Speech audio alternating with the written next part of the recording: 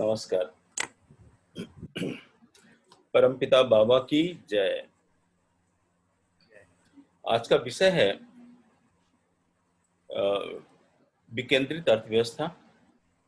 और विकेंद्रित अर्थव्यवस्था हम प्रगतिशील ब्रज समाज के संदर्भ में हम लोग बात करेंगे। और विकेंद्रित अर्थव्यवस्था में ही आता है ब्लॉक लेवल प्लानिंग। ये विषय अपने आप में बहुत बृहद है। इसकी चर्चा तो बहुत लंबी हो सकती है, क्योंकि ये एक आमूल परिवर्तन होगा जो हमारे आज का सिस्टम चल रहा है और जो जिसकी हम लोग बात कर रहे हैं, तो उसमें एक आमूल परिवर्तन होगा। तो चर्चा की संभावना इसमें बहुत ज्यादा है। लेकिन हम लोग आज का जो विषय है उसमें सैद्धांतिक रूप से समझेंगे कि आज की व्यवस्था क्या है और हम जिस व्यवस्था की बात कर रहे हैं उस व्यवस्था का मतलब क्या होता है, कि विकेंद्रित अर्थव्यवस्था क्या होती है। तो आज की व्यवस्था क्या है? वो है सेंट्रलाइज सिस्टम है प्लानिंग का। और ये सेंट्रलाइज सिस्टम हम लोगों ने बारो किया है। ये और देशों में भी ऐसे सिस्टम चलते हैं। तो क्योंकि यहाँ पर हमारे पास में कोई मूलभूत सोच की कमी है, तो हम जो बाहर चलता है उसको फॉलो करते हैं। और प्रजातंत्र में खास करके इस पद्धति को हर जगह फॉलो किया गया। तो प्रजातंत्र, ये जो केंद्रित व्यवस्था है, ये जो पूंजीवादी व्यवस्था है, पूंजीवादी व्यवस्था में ये जो विकेंद्रित व्यवस्था बहुत सूट करती है। तो अब जैसे हम लोग अपने भारतवर्ष में देखें कि हमारे पास में पहले प्लानिंग कमीशन था, अभी उसी का नाम बदल के हम लोगों ने नीति आयोग कर दिया। जब से बीजेपी गवर्नमेंट आई है तो उसने प्लानिंग कमीशन को हटा करके ने बोला कि हम नया चीज कर रहे हैं, और उसका नाम कर दिया नीति आयोग। और वो प्लानिंग कमीशन का ही वो एक संस्कृत या हिंदी नाम कह सकते हैं, नीति आयोग है। और उन्होंने ये जो व्यवस्था रखी, क्योंकि हमारे यहाँ जो व्यवस्था है इस देश में दो तरह से चलती है। एक तो हमारी जो केंद्रीय व्यवस्था है, एक है जो राज्य की व्यवस्था है। तो जो बजट है, बजट आता है केंद्र सरकार के द्वारा। कर की वसूली भी दो तरह से होती है। एक तो राज्य सरकारें खुद करती हैं और दूसरी केंद्र सरकार करती है। लेकिन केंद्र सरकार का जो आय है वो बहुत ज़्यादा है बशर्ते कि राज्य सरकार के। तो केंद्र सरकार की जो आय आती है तो उसकी भी एक अलग से एक कमेटी बैठती है, कमीशन बैठता है कि उसका राज्यों को कैसे डिस्ट्रीब्यूशन किया जाए। क्योंकि जो हमारा फेडरल स्ट्रक्चर है उसमें कुछ बातों पर दिया गया कि ये बातें केवल राज्य सरकारें करेंगी और कुछ बातों को बताया गया कि वो केंद्र की सरकार करेगी। तो क्योंकि बहुत सारे काम केंद्र सरकार नहीं कर सकती है या केवल नीतिगत सुझाव दे सकती है, तो और वो राज्य सरकारों को उसको काम करना होता है। लेकिन इसमें यह है कि यदि संविधान में यदि हम कुछ पास कर देते हैं, कोई बिल ऐसा आ जाता है, तो वो सबके लिए बाध्य होता है। क्योंकि संविधान में जो भी हम संशोधन करेंगे उसमें यह है कि मेजॉरिटी स्टेट्स की उसमें रजामंदी चाहिए। आप पे काम करें। ये अपना ऑडियो बंद कर लीजिए, वो डिस्टर्ब हो रहा है। तो उसमें उस व्यवस्था में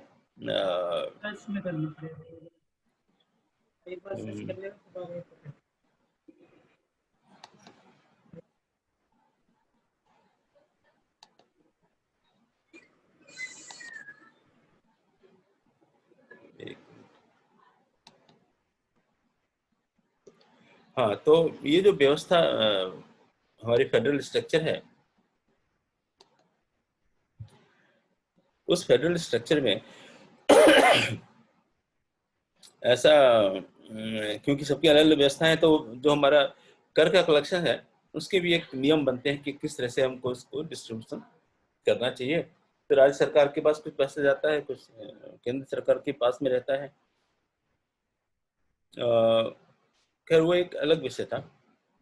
सवाल ये था कि जो केंद्र सरकार के पास में पैसा आता है, तो वो अपने उस पैसे को कैसे खर्च किया जाए, किन चीज़ों को ऊपर खर्च किया जाए, तो उसकी व्यवस्था सारी केंद्र सरकार करती है। अब सवाल ये है कि वो जब केंद्र सरकार जो काम कर रही है, वो कहाँ बैठे हुए हैं? एक केंद्र में एक ऐसी जगह बैठे हैं और वो उनको काम करना है पूरे देश के लिए। तो वहां से जो भी वो प्लानिंग करते हैं, कोई भी नीति बनाते हैं, उसका जो प्रभाव है वो पूरे क्षेत्रों में पड़ता है। और अक्सर ऐसा देखा गया है कि उनकी जो नीतियां बनी, उससे क्षेत्र विशेष को तो फायदा हुआ, लेकिन अ, उसका जो बेनिफिट है उसका इक्विटेबल डिस्ट्रीब्यूशन नहीं हुआ। मतलब समान रूप से दूसरे लोगों को फायदा नहीं हुआ। कुछ ऐसी नीतियां बन गई कि हमको मान लीजिए अब हम पैसा आया, वो तो पूरे देश का पैसा है, उस पूरे देश के पैसे को किसी विशेष जगह पे हमने खर्चा कर दिया। उस विशेष जगह में जो विशेष लोग रह रहे हैं उनका तो उससे फायदा हो गया, लेकिन जो दूसरे लोग हैं उससे वंचित रह गए। तो उसमें हम देखते हैं कि हमारा जो ये जो बीमारू स्टेट जिनको हम बोलते हैं, बीमारू स्टेट मतलब हो गया बिहार, मध्य प्रदेश, राजस्थान, उत्तर प्रदेश या उत्तराखंड भी इसमें शामिल हो गया। तो ये इनको हम लोग बोलते हैं बीमारू स्टेट, इनको नाम दिया जाता है।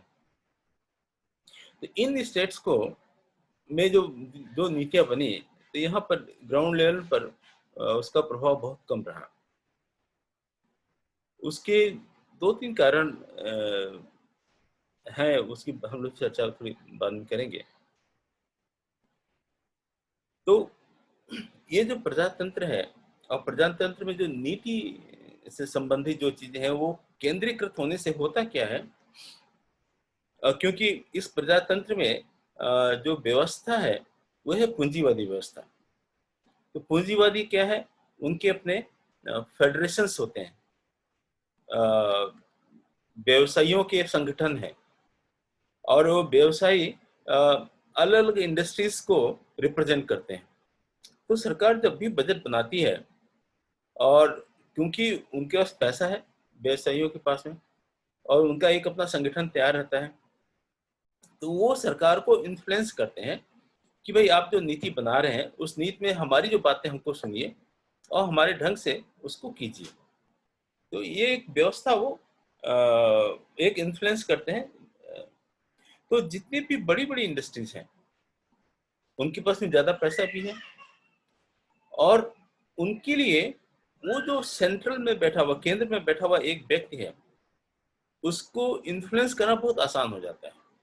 उसको प्रभावित करना, अपने विचारों से सहमत करवा लेना एक, और उसने एक आदमी को सहमत करा लिया, मतलब जो सीट्स पे बैठे हुए दो चार लोग हैं उनसे उसने डिस्कस किया कि भाई हमारे लिए ये सुविधा मिलनी चाहिए, या ऐसा ऐसा करने से हम देश के लिए तरक्की कर पाएंगे। जो भी उसने अपनी दलील दी और उसको उन लोगों ने मान लिया, तो उससे होता क्या है कि उस वो आदमी जो अपनी दलील दे रहा है, उससे वो समाज सेवा के लिए नहीं बैठा है, वो बैठा है व्यापार के लिए।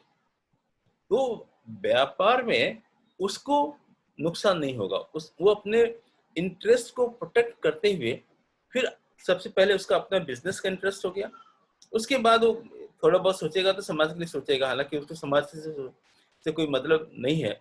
उसको तो अपना देखना है कि हमारे बिजनेस में फायदा हो रहा है कि नहीं हो रहा है, और उसका एक परिणाम है कि समाज को कुछ फायदा हो रहा होगा। तो अब होता क्या है, जो केंद्रीय व्यवस्था है उस केंद्रीय व्यवस्था में अब कुछ लोग बैठे हैं, तो कुछ लोगों को इन्फ्लुएंस करने के लिए, और जो दूसरे जो लॉबीज हैं, जिसको एक शब्द लॉबी भी बोलते हैं, कि वो जो अपने विचारों को उन नीति में बैठे हुए लोगों को प्रभावित करना, उनको ऐसा इन्फ्लुएंस करना, और उसके कई तरीके हैं। और बिजनेस में तो बोलते हैं ना कि जैसे everything is fair in love and war. तो अब ये बिजनेसमैन के लिए ये वार से कम नहीं है कि उनका अपना इंटरेस्ट बना रहे, उनकी जो अपनी व्यवस्था है बनी रहे। तो उस कुछ भी साम दाम दंड भेद जैसा भी उनको लगता है वो उसको अपनाते हैं। शुरू शुरू में तो ऐसा था, ये बिजनेसमैन थे, अपने राजनीति से दूर रहते थे, वो डायरेक्टली सामने नहीं आना चाहते थे।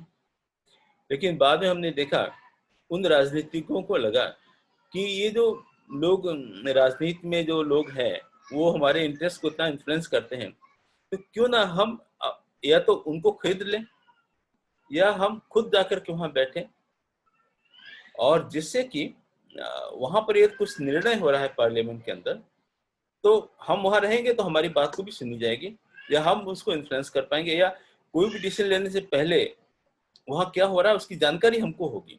ये भी अपने आप में एक बहुत बड़ी बात थी। तो हम लोग ने सुना है ना कि ये राज्यसभा का इलेक्शन है और इसमें 100 करोड़ 200 करोड़ में लोग बिक गए, सारे एमएलए ने एक आदमी को वोट दे दिया, और वो कौन है? वो किसी पूंजीपति का आदमी है या कोई पूंजीपति है, बड़े बड़े जो लोग हैं। तो वो क्योंकि वो इलेक्शन जनता के द्वारा चुन नहीं पाएंगे, उनके अंदर जनता के लिए नहीं है, लेकिन क्योंकि वो राज्यसभा का जो मेंबरशिप होती है वो डायरेक्टली जनता नहीं चुनती, वो हमारे जो नुमाइंदे हैं, जो एमएलए एमएलसी एमपी लोकसभा के जो सदस्य होते हैं, ये लोग चुन करके उनको राज्यसभा में लेकर के आते हैं। तो वहां पर एमएलए को जो है उनको खरीदना आसान है, तो अपने आदमी को या तो भेजते हैं या खुद वहां जाकर के बैठ जाते हैं। ऐसे बहुत सारे बिजनेसमैन हैं जो कि वहां पर बैठे हैं, उनका मतलब देश और समाज से ज्यादा नहीं है, ज्यादा है अपना इंटरेस्ट को देखना। तो ये संभव क्यों हो रहा है उनके लिए? क्योंकि ये सेंट्रलाइज सिस्टम ऑफ इकोनॉमिक्स है, केंद्रीकृत अर्थव्यवस्था वहां पर है, इसलिए वो उनके लिए संभव हो रहा है। जो प्रौद्ध का सिद्धांत श्री प्रभात रंजन सरकार जी ने दिया, उन्होंने कहा ये केंद्रित अर्थव्यवस्था से सबका फायदा नहीं हो सकता, इसके लिए हमको विकेंद्रित अर्थव्यवस्था का जो मॉडल है उसको अपनाना होगा। तो विकेंद्रित अर्थव्यवस्था क्या होगी, अब हम उसके बारे में थोड़ी चर्चा करते हैं। तो केंद्रित व्यवस्था तो हमने थोड़ा समझ लिया कि सारे नीति निर्धारण एक जगह से होते हैं, तो जो जमीनी जो चीजें हैं जो उसकी उनको जानकारी कम होती है, इसलिए जो वो डिसीजन लेंगे वो डिसीजन उतना अच्छा नहीं होगा। तो जो विकेंद्रित अर्थव्यवस्था होगी उसके लिए जो रिक्वायरमेंट है वो श्री सरकार जी ने कहा कि विकेंद्रित अर्थव्यवस्था स्थानीय लोगों के हाथ में होगी, लोकल्स के हाथ में, और लोकल्स को ही अधिकार होगा कि वो अपने संबंध में अपनी नीतियों का खुद निर्धारण करें। और जब स्थानीय जब हम कहते हैं तो स्थानीय को भी उन्होंने डिफाइन किया। एक तो स्थानीय वो हो गया जो वहां पर पैदा हुआ है, या बहुत वर्षों से कई जनरेशन से वो लोग एक जगह वहां रह रहे हैं। तो ज्यादातर लोग ऐसे ही होते हैं जो एक जगह पर पीढ़ियों से रह रहे हैं, तो उनको उस क्षेत्र की जानकारी बहुत होती है और वो अपने हित और अहित के बारे में जानकारी भी उनकी रहती है। दूसरा, मान लीजिए कोई आदमी बाहर से आया और हमारे यहाँ आके बस गया, तो उसको हम लोकल कहेंगे या लोकल नहीं कहेंगे, अब ये की व्यवस्था आती है। तो वो लोकल के लिए कहा गया कि लोकल तभी है जब उसने अपने सामाजिक आर्थिक हितों को वहां के लोकल के हितों के साथ में मर्ज कर दिया, तब तो वो लोकल है। लेकिन यदि वो यहाँ के सामाजिक आर्थिक बातों को नहीं मानता है और सांस्कृतिक रूप से भी वो अपने आप को उस जगह से रिलेट नहीं करता, तो वो आदमी लोकल नहीं है। तो ऐसा नहीं है कि कोई एक बिजनेसमैन बिजनेस करने के लिए आए और हमारे यहाँ 5-10 साल रह गया, लेकिन उसका इंटरेस्ट कहाँ है? उसका इंटरेस्ट उसके बिजनेस में या अपने क्षेत्र के लिए है। उस आदमी को हम लोकल नहीं मानेंगे। तो उसका एक उदाहरण देते हैं। मान लीजिए एक मारवाड़ी है, मारवाड़ देश से आया और उसके पास पूंजी है, वो कुछ काम हमारे क्षेत्र में आके करना चाहता है। लेकिन जब उससे जो लाभ हो रहा है उसको, वो हमारे क्षेत्र में नहीं लगा करके अब उसको मारवाड़ या कोई और क्षेत्र जहां उसको ज्यादा पसंद है, तो काम यहाँ किया, फैक्ट्री यहाँ डाल दी, उसका जो मूलधन से जो ज्यादा आय हुई, उसने उस आय को लेकर के दूसरी जगह डाइवर्ट कर दिया। तो क्या उसको हम लोकल कहेंगे? नहीं, उसको लोकल नहीं कह सकते। क्यों? उसने अपने आर्थिक हितों को उस क्षेत्र के हित से नहीं जोड़ा। यदि उसको उस क्षेत्र से लाभ हो रहा है, वो लाभ का पैसा भी उस क्षेत्र का है, उसके अंदर अपनी एक मानसिक क्षमता हो सकती है, और जिसके कारण कि वो जो व्यवसाय करना चाहता है उस व्यवसाय से उसको सरप्लस पैसा आ रहा है। लेकिन वो जो सरप्लस पैसा आ रहा है, वो पैसा उस क्षेत्र का पैसा है। तो जो लोकल आदमी होगा, वो उस क्षेत्र के पैसे को बाहर जाकर के इन्वेस्ट करेगा, तो उसको हम लोकल कैसे कह सकते हैं? तब तो उसने हमारे आर्थिक हित है उसके विपरीत जाके काम किया। तो जो लोकल्स को इसलिए परिभाषित किया गया, जिसने अपने सामाजिक, आर्थिक, सांस्कृतिक हितों को बाहर से भी आकर के अपने इस जिस क्षेत्र में आकर के वो बस गया है, वहाँ अपने हितों को मर्ज कर देता है वहाँ के स्थानीय हितों के साथ में, तो उसको लोकल कहेंगे, और नहीं तो वो लोकल नहीं है। लोकल अर्थव्यवस्था में एक चीज और भी है कि ऐसे जो बाहर से लोग आए हुए होंगे, उनको नीति निर्धारण में स्थान नहीं दिया जाएगा। क्यों? वो हमने जैसे कहा ना कि यदि वो नीति निर्धारण में अपना उसको स्थान दे दिया गया, तो क्या होगा? फिर वो उसके हित कहीं और है, तो अब हमारे हित अलग हैं, तो उन हितों से उसका प्रभाव प्रभावित करेगा, और हमारी जो नीतियां हैं उसमें दखल देगा। तो ऐसे लोगों को हमारे जो स्थानीय जो नीति है उससे उसको दूर रखा जाएगा। ये हो गई विकेंद्रित अर्थव्यवस्था की दूसरी बात। और तीसरी बात जो है, जो हमारी प्रौद्ध व्यवस्था की जो हम बात कर रहे हैं, कि यहाँ पर आ करके और यहाँ के लोग आपस में जो करेंगे, तो हम इस बात का ध्यान रखेंगे कि यहाँ के जो लोकल रिसोर्सेज हैं, जो हमारे उस जगह के जो संसाधन हैं, उन संसाधनों को हम कच्चे माल के रूप में कहीं नहीं भेजेंगे। ये मतलब ये क्या बात होगी कि कच्चे माल के रूप में हम कहीं नहीं भेजेंगे? इससे क्या होगा कि यदि हमने कच्चे माल को दूसरे क्षेत्र में भेज दिया, तो एक सस्ते में कच्चा माल लेके जाएगा, और इंडस्ट्री कहाँ लग रही है? जिस क्षेत्र में गई वहां पर उसको रिफाइन किया जा रहा है, उसको फर्दर वैल्यू एडिशन किया जा रहा है। उस वैल्यू एडिशन करने से नुकसान क्या हो गया कि एम्प्लॉयमेंट किसी और को मिल रहा है, और उसका हित भी, उसका लाभ भी किसी और को मिल रहा है। तो विकेंद्रित अर्थव्यवस्था में ये बहुत इंपॉर्टेंट होगा कि जो हमारे रिसोर्सेज हैं, वो हमारे रिसोर्सेज हमारे पास में है।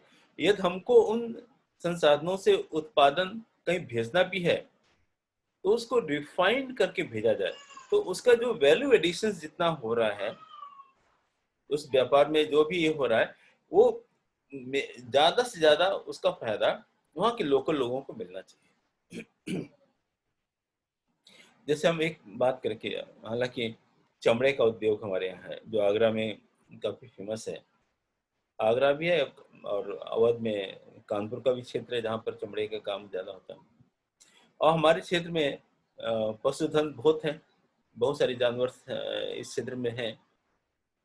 अब हम ये उसके कच्चे चमड़े को कहीं बाहर भेज दें, तो उसकी जो टैनरीज होंगी जहाँ पर चमड़े का उपयोग होता होगा, या इसको और पॉलिशिंग करते होंगे, तो उसका फायदा तो किसी और को हो जाएगा। फिर उससे वो अपने चाहे जूते बनाए, पर्स बनाए, बहुत सारी और जो भी चमड़े के इस्तेमाल होते हैं उसमें उसका इस्तेमाल करेगा। तो फिर वही जो चीज़ चमड़ा उसने लेके 10 रुपए का लेके गया और उससे उसे वैल्यूडेशन किया तो जूता उसका 100 रुपए में बिकता है या 500 रुपए में बिकता है। तो जो 10 रुपए से लेके 500 रुपए तक का जो डिफरेंस है, 490 का फायदा किसी और को होगा। तो ये अच्छा है कि जो हमारे पास में जो पशुधन है उसके जो उसकी खाल है उसका इस्तेमाल हम अपने यहाँ जूता बनाने के लिए करें और जिसको जरूरत है जूता हमसे ले। तो एक उसकी एक व्यवस्था होगी। तो ये सारा काम लोकल होगा तो उसका फायदा हमको होगा। अब इसमें एक चीज और भी आती है, मान लीजिए जूता बनाने के प्रोसेस में जो मशीन है जिससे हम सिल रहे हैं, जो केमिकल है जिससे कि हम उसकी सफाई कर रहे हैं, या और भी जो चीजें हम इसमें इस्तेमाल करते हैं, वो यदि हम बाहर से ले रहे हैं तो हमको देखना होगा कि उसकी हम कोई ऐसी व्यवस्था कर सकें जिससे कि उन चीजों का उपयोग हम अपने यहाँ उसको डेवलप कर लें। तो क्या होगा, जो हमारा पैसा उनकी टेक्नोलॉजीज में हम उनको देते हैं वो हम अपने यहाँ खुद कर लेंगे। तो इसका मतलब उसका जो रिसर्च सेंटर हो जूता बनाने का वो भी हमारे क्षेत्र में हो। फिर उसको उस जूता बनाने के प्रोसेस में जो भी चीजें लगती हैं तो हमारे यहाँ यदि उसकी उन चीजों का हम उपयोग उसमें कर सकते हैं, मतलब उस चमड़े को रिफाइन करने में, यदि हमारे यहाँ की मिट्टी, हमारे यहाँ के केमिकल, हमारे यहाँ के पौधे या हमारे यहाँ के और जो चीजें हैं यदि वो इस्तेमाल हो सकती हैं तो हम उसका इस्तेमाल हम उस चमड़े के उद्योग में करें। तो क्या होगा कि हमारी अपनी इकोनॉमी इसमें डेवलप होती रहेगी। हम ये एग्जाम्पल के लिए हमने चमड़े का उद्योग लिया क्योंकि ब्रज क्षेत्र में आगरा जो है चमड़े का वहाँ उद्योग है। हालांकि ब्रज क्षेत्र में जैसे वहाँ चमड़ा हो गया और फिरोजाबाद में ग्लास इंडस्ट्री हो गई और छोटे मोटे काम दूसरी जगह भी होते हैं। तो इसके अलावा कोई ऐसी लार्ज स्केल कोई इंडस्ट्री हमारे पास है नहीं। तो हमारी जो अपनी रिक्वायरमेंट है तो लेकिन हमारे पास एक है इंडस्ट्री जो लार्ज स्केल की है, लेकिन जिस पर अभी तक हमने कभी ध्यान नहीं दिया, वह है खेती। करीब 70% लोग खेती में लगे हुए हैं। 4 करोड़ आबादी में जो मैक्सिमम आबादी है वो खेती करती है। लेकिन अब विडंबना ये है कि इस खेती को उद्योग का दर्जा नहीं दिया गया। जैसे यदि हमको जूता बनाने की फैक्ट्री लगानी हो तो बैंक हमको लोन दे देगी तुरंत। या उसको प्रोजेक्ट रिपोर्ट दिया जाए कि भाई हम यहाँ से हमारा कच्चा माल आएगा या इसका ये प्रोसेस होगा, उस प्रोसेस को हम करेंगे, उसके लिए जो इंडस्ट्री बनेगी तो वो जो भी हम व्यवस्था करेंगे तो वो सारी व्यवस्था के हिसाब से हमको बैंक लोन दे देगी। लेकिन कृषि के लिए उस स्तर का लोन हमको नहीं मिलता। तो यह जो मिलता भी है वो आजकल जो हो भी रहा है वो एक अलग तरह से मिल रहा है, लेकिन इसको उद्योग के दर्जे के रूप में नहीं दे रहा। तो कृषि का मतलब केवल अनाज उगाना नहीं होता। अनाज उगाने से पहले बहुत सारी व्यवस्था करनी पड़ती है, अनाज उगने के बाद में बहुत सारी व्यवस्था करनी पड़ती है। तो जो कृषि का क्षेत्र बहुत बड़ा है। जैसे कृषि करने से पहले, अनाज उगाने से पहले हमको हल चलाना होगा, ट्रैक्टर हमको चाहिए या कुछ और इस तरह की जो उपकरण चाहिए जिससे कि हम खेत को और स्मूथ करते हो। तो वो जो सारी व्यवस्था है जो खेती से पहले की है वो हमारे यहाँ नहीं है। हम क्या है, किसी और प्रदेश पर निर्भर हैं। तो हमारी जो खेती, इतनी बड़ी खेती का क्षेत्र है, उसके लिए हम जो अपनी इंडस्ट्री डेवलप कर सकते थे हमने नहीं किया, या नहीं किया। उसका दुष्परिणाम क्या होगा?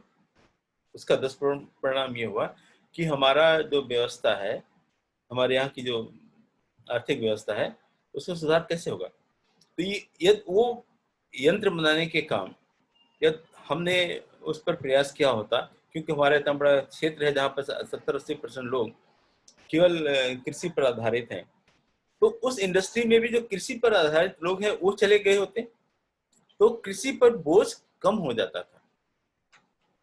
यह कृषि से बोझ कम हो जाएगा तो क्या होगा, हमारी और उनको एम्प्लॉयमेंट मिलता था, रोजगार मिलता था। तो ऐसा हम नहीं कर पाए। हाँ ठीक, अब जाइए।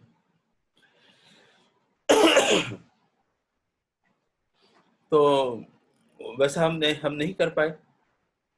इसी तरह से खाद्यान्न उत्पादन होने के बाद में, उसमें एक और चीज हम भूल गए, उसका पैदा करने से पहले हमको क्या है, उसके फर्टिलाइजर की व्यवस्था करनी पड़ती है, पेस्ट कंट्रोल की व्यवस्था करनी पड़ेगी। कीटनाशक दवाएं वो प्राकृतिक ढंग से भी हो सकती हैं या केमिकल प्रोसेस से भी बनाई जा सकती हैं। तो हमने उसकी व्यवस्था नहीं की। यदि हमको प्राकृतिक ढंग से यदि करना था पेस्ट कंट्रोल, तो हमको नीम के जंगल खूब लगाने थे, और उस नीम का उपयोग हम करते अपने खेतों में छिड़काव करने का। तो क्या होता, हमारी खेती अच्छी होती, उत्पादन बढ़ता हमारा। यदि हमने वो व्यवस्था नहीं की है, तो ये क्यों नहीं किए? क्योंकि हमारे पास में रिसर्च सेंटर है नहीं।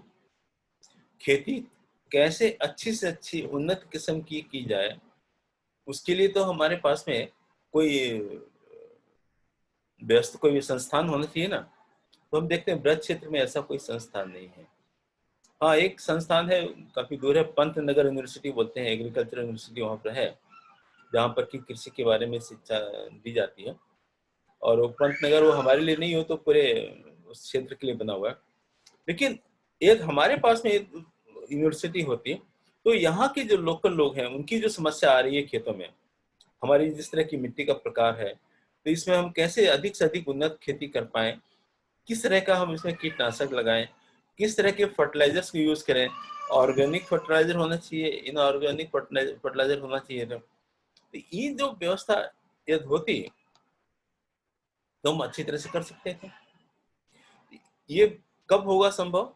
जब हमारी विकेंद्रित अर्थव्यवस्था होगी। तो जब विकेंद्रित अर्थव्यवस्था होगी, तो वहां की जो लोकल जो जितनी भी रिक्वायरमेंट्स हैं, तो वहां का लोकल आदमी उसको ज्यादा समझता है, और वो उसके लिए अच्छी से अच्छी व्यवस्था कर सकता है।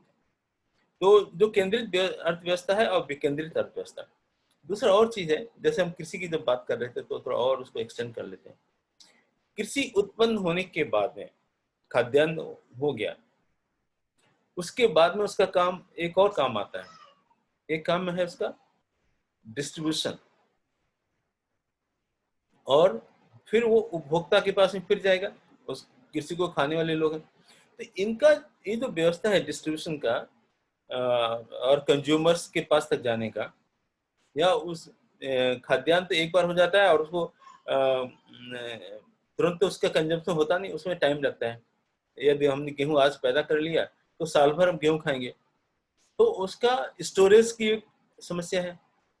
तो ये जो हमारे पास में कितना गेहूं पैदा होगा, कितनी दाल पैदा होगी, कितने तिलहन पैदा होगा, और उसके लिए हम कैसे स्टोरेज करेंगे, जिससे कि हम साल भर अपने लोगों को खिला सकें, उससे ज्यादा हो तो हम किसी और को दे सकें, उसकी एक अलग व्यवस्था है। तो वहां का जो लोकल आदमी है बैठ करके, हम जिसकी ब्रज समाज की जैसे बात कर रहे हैं, तो ब्रज समाज में ये लोग उस व्यवस्था को लेकर बैठेंगे, उस पर ज्यादा फोकस कर पाएंगे, और ज्यादा विकास की संभावनाएं बढ़ जाएंगी। और इन डिस्ट्रीब्यूशन में, स्टोरेज में भी हमारा लोकल लोगों का ही हाथ रहेगा, तो उसमें लोकल लोगों का एम्प्लॉयमेंट बढ़ेगा। तो जाहिर है ये संभव कब है, इस तरह की डिटेलिंग, इस तरह की जो छोटी छोटी बातों पर जो ध्यान तभी दिया जा सकता है, जबकि विकेंद्रित अर्थव्यवस्था है। केंद्रित अर्थव्यवस्था में क्या होगा कि किसी ने कुछ नीति तो बनाई, वहां से दे दिया, नीचे आकर के फिर उसमें क्या क्या रोड़े लग रहे हैं। इसीलिए बहुत समय ऐसा देखा गया है कि जो केंद्रित अर्थव्यवस्था में बहुत सारे प्रोजेक्ट्स फेल हो गए, या उसको ठीक ढंग से विजुलाइज नहीं किया गया। दूसरा एक चीज और भी है, हम चीज बनाते किसके लिए? उपभोक्ता के। क्यों? जो चीज बनेगी उसको कोई ना कोई कंज्यूमर होना चाहिए। कंज्यूमर का टेस्ट क्या है, कैसे पता है? वो केंद्र में जो आदमी बैठा हुआ है, उसको तो नहीं पता चल पाएगा ना। तो अब यहाँ पर जो लोग बैठे हैं, तो वो ये दुख कुछ बनाएंगे, तो उनको मालूम है हम किसके लिए बना रहे हैं, तो उसके लिए उसकी जो अपनी मान्यताएं हैं, उसके अपने एक प्रेफरेंसेस आदमी को होता है। एक आदमी कहता है कि भाई हमको लहसुन प्याज नहीं खाना, एक आदमी कहता है हमको मटन मछली नहीं खाना है। तो हम किस तरह का खाना तैयार करें, किस तरह का प्रोडक्ट तैयार करें जिससे कि हर एक आदमी के लिए सुलभ हो, हर एक आदमी के लिए उसका अपना स्वाद हो। तो इन बातों का ख्याल विकेंद्रित अर्थव्यवस्था में अच्छी तरह से किया जाता है। ऐसा देखा गया कि जो सेंट्रल की या जो केंद्रित अर्थव्यवस्था की भी एजेंसीज आती हैं और ऐसे बहुत सारे प्रोडक्ट्स को लॉन्च करती हैं, और ये बहुत सारे एमएनसीज भी आके करते हैं और वो सक्सेसफुल हो जाते हैं अपने प्रोडक्ट्स को लेकर के। और वो एमएनसीज क्या है, वो आकर के हमारे ब्रज क्षेत्र से बात नहीं करते, वो बात करेंगे दिल्ली में बैठे हुए लोगों से, वहां से उनको लाइसेंस मिलता है व्यापार करने का, और उसके बाद से वो उनके अपने सिस्टम्स हैं कि वो यहाँ के लोकल लोगों को थोड़ा बहुत सम दे करके उनके जो प्रेफरेंसेस के बारे में थोड़ा नोट करते हैं, डिटेलिंग में जाते हैं, और इस तरह से उनकी एक व्यवस्था है जिससे कि वो अपने प्रोडक्ट को लोकल लोगों के बीच में बेचना शुरू करते हैं और सक्सेसफुल हो जाते हैं। हमको मालूम है जब हम बहुत छोटे थे तो हमने देखा था कि ये जो रिन साबुन है, रिन साबुन उस समय स्टार्ट हुआ था, बहुत हम छोटे थे, 8-10 साल के रहे होंगे, लेकिन मुझे याद है। तो घर घर में रिन साबुन को प्रचार के लिए कुछ लोग लेडीज जेंट्स आते थे कि आप देखिए ये साबुन है, इसमें बहुत झाग होता है, इसमें बहुत सफाई होती है, वो लोगों को बताते थे। और वो छोटी सी टिक्की भी देते थे कि आप इसको यूज करके देखिए फ्री में। और इस तरह से उन्होंने देखा कि ये जो साबुन है यहाँ के उस लोग, क्योंकि साबुन तो जो है ना पानी से मिक्स होगा और उसके बाद से उसका रिएक्शन होगा। तो कहीं का खारा पानी है तो उसके लिए साबुन अलग तरह का चाहिए, कहीं मीठा पानी है तो उसके लिए अलग से पानी चाहिए। ये पानी की कैरेक्टरिस्टिक्स क्या है, जहाँ जिस पानी को लोग इस्तेमाल कर रहे हैं कपड़ा धोने में, तो उस क्षेत्र के लिए उसके पाउडर की कंपोजिशन या उसके जो केक की कंपोजिशन अलग होगी। तो वो सब चीज का वो ख्याल रखते थे, इसलिए फीडबैक लेते थे कि भाई ये तो आ, आप जो धो रहे हैं साफ हो रहा है कि नहीं हो रहा है, झाग हो रहा है कि नहीं हो रहा है, इस तरह की बातों का वो ख्याल रखते थे। तो मैं ये कह रहा था कि ये अभी विषय तो काफी लंबा है और चर्चा करेंगे तो बहुत सारे डिटेलिंग में बात होगी। तो श्री प्रभात रंजन सरकार जी ने जो प्रौद्योगिक की व्यवस्था दी, उन्होंने कहा कि अर्थव्यवस्था विकेंद्रीकरण उसका होना चाहिए और वो लोकल लोगों के हाथों में होनी चाहिए। बाहर के लोगों की बिल्कुल भी दखलंदाजी उसके अंदर नहीं चलेगी। कोई बाहर का आदमी आकर के हमारे यहाँ रह सकता है, रहने में हमको प्रॉब्लम नहीं है, लेकिन हमारी जो नीति निर्धारण जो होगा उसमें उसकी दखलंदाजी को हम लोग बर्दाश्त नहीं करेंगे। तो तभी और हम जो उत्पादन करेंगे अपने क्षेत्र के लोगों के हित के लिए करेंगे, और वो सारा कुछ, और कच्चा माल हम किसी को नहीं देंगे। कच्चा माल से फिर जो वैल्यू एडिशन होता है उसको बनाने के प्रोसेस में और जो रिफाइनमेंट किया जाता है, वो सारी चीज़ें हम खुद अपने आप से करेंगे, जिससे कि हमारा लोकल रोजगार बढ़ेगा और यहाँ की अर्थव्यवस्था अच्छी होगी। अब हम देखते हैं हमारे पास समय 3 मिनट रह गया है, ये किसी के प्रश्न है उस प्रश्नों को हम ले लेते हैं, नहीं तो फिर ये समय खत्म हो जाएगा। तो प्रश्न है किसी के तो बोल सकते हैं आप अपने। दादाजी हाँ दादाजी नमस्कार। दादाजी मैं ये कहना चाह रहा था जी। कि जैसे विकेंद्रीकृत व्यवस्था में हमने ये समझा कि वो व्यक्ति जिस क्षेत्र का है उसी क्षेत्र में विकास में भूमिका निभाए।